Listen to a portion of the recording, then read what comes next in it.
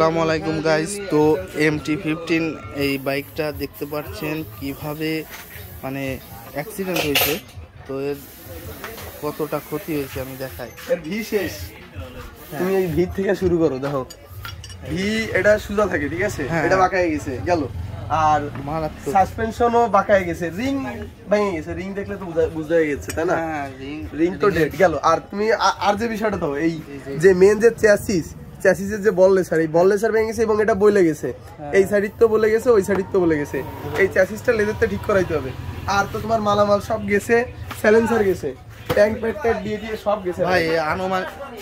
আচ্ছা ভাই, আনুমানিক এটা কত খরচ হবে? এটা আবার কত 1,20,000 চলে যাবে। 1,20,000 টাকা খরচ হবে। আপনারা দেখলেই বুঝতে পারতেছেন তাইলে কতটা মানে হ্যান্ডেল বার, তারপরে মোটামুটি আর সবই লুকিং গ্লাস থেকে শুরু করে এর কোনোটা বাদ নেই। সাইলেন্সারও পাল্টাইতে হবে, সাইলেন্সারও পুরো ট্যাঙ্কি, এই যে কিট, সাইলেন্সারও পুরো ডেড, কিট তেও গেছে, সাইলেন্সারও গেছে।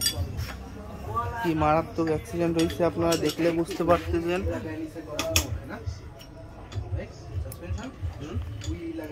এর ডিস্কও বাঁকায় গেছে।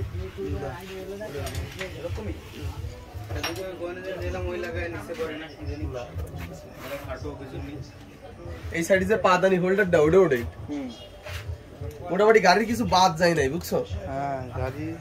আর গাড়িটা দুঃখজনক বিষয় যে গাড়িটা কত কিলো রান করেছে এটা শুনে সব মোটে 1500 কিলো রান করেছে, মাত্র 1500 কিলো রান করেছে গাড়িটা। 1000 যখন 1000 মাইলেজ 1000 কিলো চলেছে তখন গাড়িটা সার্ভিসিং করিলাম। সার্ভিসিং করার পরে এই 1500 এবারেনি, এর ভিতরেই শেষ, একেবারে নিউ বাইক। এখন জানো স্টিকার কোনো কিচ্ছু উঠে না, আর ইঞ্জিন দেখলেই তো সবাই বুঝবে যে এটা একদম নতুন গাড়ি। হ্যাঁ, স্টিকার আছে, সব কিছুই আছে। তো যারা বাইক রাইড করেন তারা অবশ্যই একটু সেফ রাইড করবেন এবং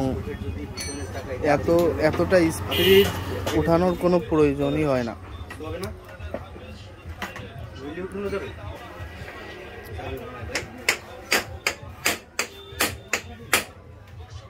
তাদের জ্ঞানমূলক কথা শুনলি না দাদা?